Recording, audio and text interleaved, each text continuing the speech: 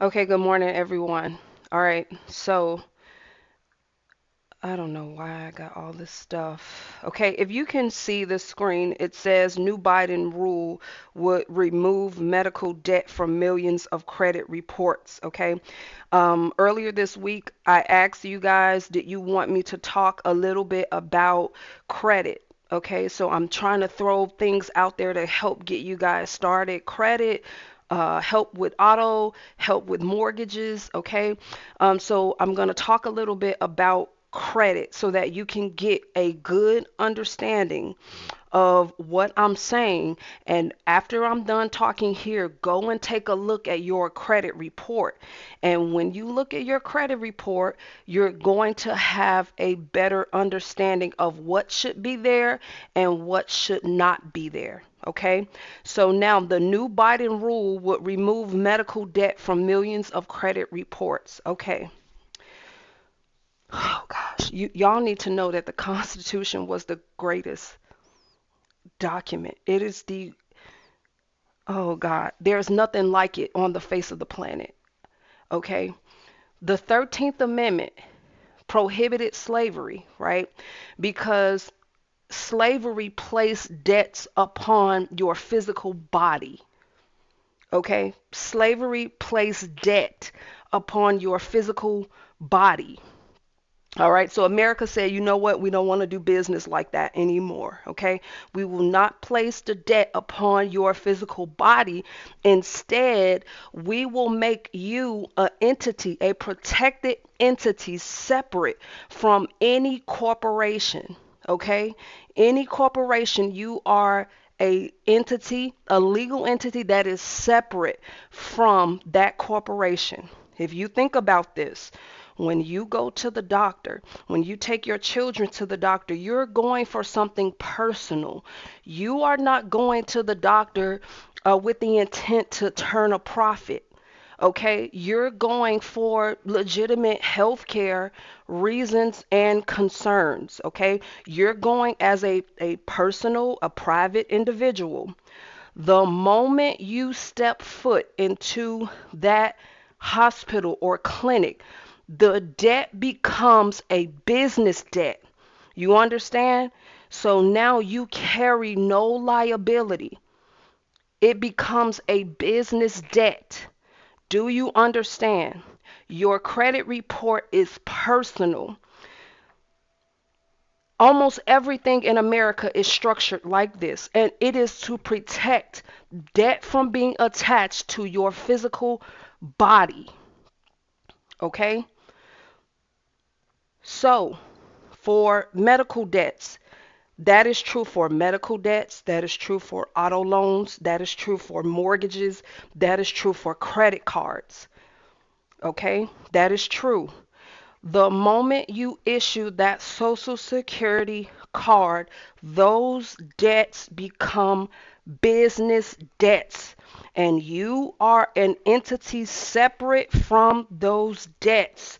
You are not liable for those debts. When you go to the hospital, the clinic, the hospital is responsible for those debts. Okay, the hospital, the clinic is responsible for those debts. The because it's business. The auto loan company is responsible for that debt because it's business. The mortgage company becomes responsible for that debt because it's business. Your credit report is personal. Those business debts cannot be placed upon your personal credit. It cannot, because it is holding you liable and violating the 14th Amendment. Okay? The shareholders, we're the shareholders, you and I, you and me. We're the shareholders. We're the creditors. Okay? When you gave that Social Security number, you gave the credit. Placing a debt on your personal credit is how they get payment twice fold. Do you understand? It is taking a business debt to which has already been satisfied and then placing it on your personal credit report, hoping to get a second payoff. That is illegal. You can't do it. Okay? So, you'll see here and there where our servants will try to give little perks, okay? The servants, okay, will try to do some things administratively, which they can do a lot more. That's why they're there to be administrative. Think of the word the Biden administration. You're nothing more than a clerk. You're a pencil pusher, okay? You work for me. You're my servant. You work for the shareholders, which is the American people. This we the people. They work for us. What an administration is. Okay? When you hear administration, think of fax machines, telephones, copy machines, okay? Paper clips. Think of staplers, okay? Think of whiteout. You understand? Any business debt on your report, it should not be there. Does that make sense? Them doing it only for medical is because our servants are monetizing their offices. You understand? So when they go into politics, they have buddies that own these corporations. You understand? They got friends over at Experian.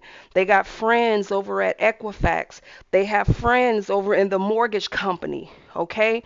So they don't want to say too much because if you, the shareholder, the creditor, if you don't know that there's a difference between the business debt and the personal, that's your mistake. You're the boss. You're supposed to understand the business. You're supposed to understand these things. You're supposed to know your constitution. So before you go warring and fighting, okay, you need to understand that. Yes, they made money off of your ignorance. Okay? Anytime you give the Social Security number, that is a business debt. I'm going to say it over and over again, like the radio, like the TV. That is business. Business and personal do not mix. Okay? Those business debts should not be on your credit report. It shouldn't be there because the company who reports that information to the credit bureaus is attempting to get payment a second time. You've already given payment. You've already authorized payment. When you're sitting there, remember signing those documents. It may not look like a check to you, okay? It may not look like the traditional check that you're used to, but there is a financial instrument somewhere in there. It may be worded, it's under a set of words that you may not understand, but it's in there. That's what the Federal Reserve is for. So they go to the Federal Reserve and they exchange it, and now they have funding. But by placing a debt on your personal credit report is an attempt to get a payment twice fold. So when people were out here saying this, they were on the right path, but they did not know how to explain it plainly, simply, okay, in layman's terms. I'm not going to read the article to you. I'm pretty sure you guys have heard that they are removing medical debt from personal credit. There should be nothing on the personal credit report. Everybody here should have 800 credit scores. Bankruptcy is another big one, okay? When you file bankruptcy, and y'all know I'm the bankruptcy queen, I've had to file bankruptcy when I was going through foreclosure and auto repossessions. I filed bankruptcy several times, And every time I filed bankruptcy, I learned something that I did not know before. Okay? What I learned by reading the paperwork, by talking to the clerks, by interacting with the trustee. I've had conversations with the trustee over my bankruptcy case. What I did not realize is that in filing bankruptcy, a bankruptcy estate separate from you is created. That is the account that the trustee is exerting his authority over. You're making the mistake of thinking that you're the same as that account that the bankruptcy trustee is holding. You made that mistake. You did. Okay? For your credit report, since a separate legal entity is created, bankruptcy, that's business. It's automatically business. It has no place on your credit report. A separate, and the bankruptcy court will tell you this, and you use that information to get bankruptcy off of your credit, because a legal entity separate from that petition you filed created a entity, a bankruptcy estate that was different from the petition you filed with the bankruptcy court. So since that is the case, it is inappropriate for you to place this bankruptcy on my credit report when technically it is a business debt. It's a business debt. Everything you report to the bankruptcy trustee is business. You're turning in, oh, Capital One. You're turning in the mortgage. These are all businesses. You're turning those in to the bankruptcy trustee. So you're technically debt free. Does that make sense? I'm going to create some templates for you guys to send to LexisNexis, Equifax, Experian to not dispute. I hate to use the word. I know everybody is saying dispute, but there is no dispute when it comes to my shit. You're going to do what I told you to do. And you have to get yourself into thinking like this, okay? You want to think like this. You're going to do what I said. If you get a no, do it again. Okay, you must not understand. Okay? The letters that I give to you guys to use is as plain as it can get. I also give you the implications of everything that I'm saying so that you're not confused when you're reading, like, okay, well, where is she going with this? What is she trying to say? I tell you exactly what I'm saying. Okay? So I'm going to wrap this up. I just kind of wanted to go over, use the medical debts to get you to see. You totally understand that if you go to the clinic or the hospital, that this is personal. Okay? This is for a personal issue, either for yourself or for your children. But the moment you step into that clinic, the moment you step into that hospital, you are no longer liable for any charges incurred because you gave the social, you gave the credit. Just forget about the social security number. You authorized payment. How you authorize payment? By signing all them documents, giving consent for them to go to the Federal Reserve. Does that make sense? No corporation should be on your personal credit report. By doing so, they are attempting to get payment twice fold. I'm also going to include some language in there that sort of threatens the credit bureaus. Okay? Because you're making money off of, it's like an auction. You're making money off of putting my stuff on, you're putting it out there for just about anyone to look at my credit report and find out how much can they swindle me out of. That's the purpose of a credit report. So when, like, think about this for a second, and y'all know I'm telling the truth. Some of you guys have great credit and some of you guys credit is not so good. Remember when you didn't have a credit history and they would treat you as if not having a credit history is the same as having bad credit? I'm going to say it again. Remember when, like, let's say you were maybe 18 or 19 and you were just trying to, figure out how this financial landscape worked. When you try to go and get credit and you've never used your credit, this credit report, you've never used it before, they would treat you your credit as having bad credit because you don't have a history. So having no credit history affects you negatively. Why do you think that is? Your credit report tells the corporations their likelihood of exploiting you. They want to know how and understand how much do you know? Do you know that I'm not supposed to be doing this? They're assessing their risk of doing this with you, of pretending that they're extending you credit. So by pretending, like when you bought your house, the first thing they say, oh, we have to check your credit worthiness. Okay?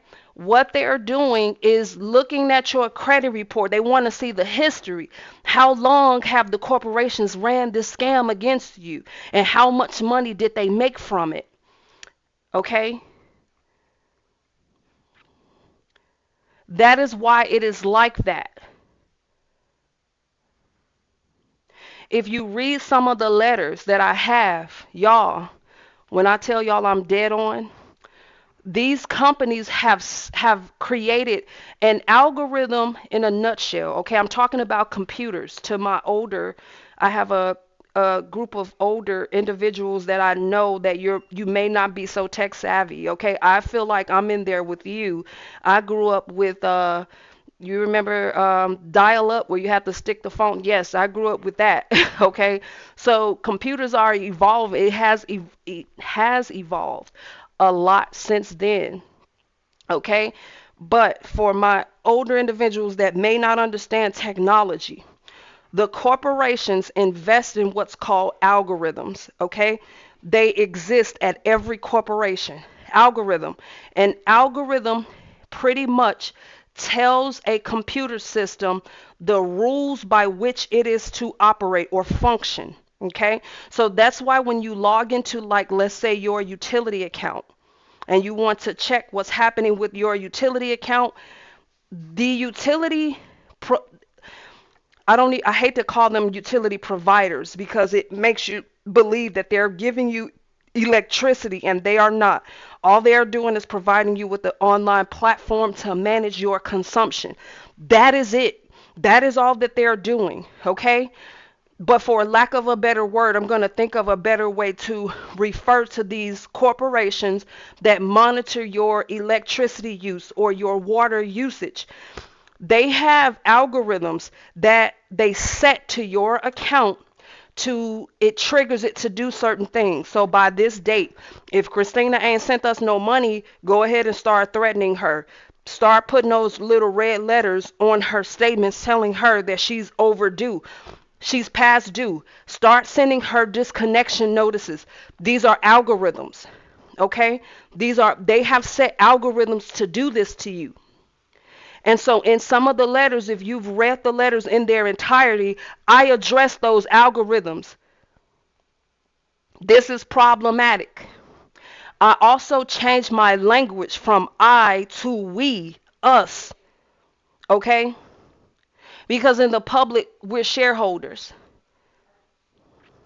No, this is a we thing. This is a us thing. I'm not just speaking for myself because this is a business practice. So if this algorithm is doing it to me, it's doing it to my neighbor, it's doing it to you. You understand? This corporation is doing this to the public at large. And you want to use that type of language to get enforcement agencies active, to get them to now do something. Because what they'll do is that the enforcement agencies, they'll email you back and they're like, yeah, you're a private person. And we can't bring lawsuits on behalf of like, we're not your personal attorney. You're absolutely correct. You're not. Thank you for telling me that. You guys have to get in the habit of learning how to decipher what they're saying to you. That's right. The attorney general has said this to me several times. Christina, I'm not your personal attorney because I was complaining. I was just like a fucking baby. They're doing this to me, attorney general. I me. Oh no. I need to use I need we the people. I need to change my verbiage to say us, we, our, and you'll see that reflected in the letters that I release. You talk like that. Never say I when you're talking about the public. You only use I in the private when you're talking to your husband or your kids. You get what I'm saying? Okay? I don't think I have any announcements for you guys. The the Google, God, y'all tearing my ass up. That file and drive access. I haven't gotten any sleep since I've launched the file and video access. Okay, so when I went and talked to the ITs, I told them, listen, I know that you guys are telling me that there are no bugs or no errors wrong with this integration, but there is something wrong. People, and I sent them the reviews. I said, listen, I paid you. I paid you to do a job, and this job is incomplete. So what the ITs had to do, they had to go to Gumroad. And what Gumroad is doing, and it's not nothing nefarious, y'all. Gumroad security is disabling the verification link that the IT set up to automatically email you. Like Gumroad systems are looking at this, it's called an API. And so Gumroad is looking at this verification link that's being sent to everyone as a potential a security or risk or security issue. So we had to go to Gumroad to say, hey, we need you to kind of either correct your algorithms or stop your system from terminating uh, sending the link to the Dropbox. Gumroad was doing that, like terminating the link. So when you would pay, and then the system is supposed to automatically send an email to you with a link, and then you go through your email to get access to Dropbox. Well, Gumroad was intercepting that. I don't know how to use better words to explain it. So now I think we have that under control. I completely logged out of Gumroad and I approached as if I was a customer, okay? Because sometimes when you test it as an owner, it's difficult to see the issues. When I tested it as if I was a customer, I got the link in my email. If you still don't have a link, okay? If it's not working for you, that's why I suggested, like, listen, just cancel. Everyone in my email, I have dozens, if not more, of individuals that send complaints. I am sorry, but I'm just one person. I am working on trying to get help with my emails. My admins only work for my like I'm not a millionaire, y'all, but my admins only work for the EIN program. I do not have them monitoring the KW estate. So what I'm trying to do is get someone in to work a couple of hours, maybe 2 or 3 hours a day to answer these emails because it's too many. It's overwhelming. It's not that I'm ignoring you. It's not enough hours in one day for me to answer half. And I'm talking about 20,000 emails, y'all. Okay, so I do apologize to you. I'm not trying to defraud you. I'm not trying to cheat you out of your money. Okay, that's why I say just cancel it. I would rather you if you're not getting it. Okay, remember I told you I'm trying to use common sense here. If you're not getting what you pay for, you cancel it. Okay, come back at another time when we get the well. It's together now, but I'm speaking as if we're past tense. Okay, you would come back, Christina. I'll come back when you get your shit together. Okay, but I do apologize. That's all I can do is apologize. I am sorry. All right, so I'll talk to you guys shortly. Bye.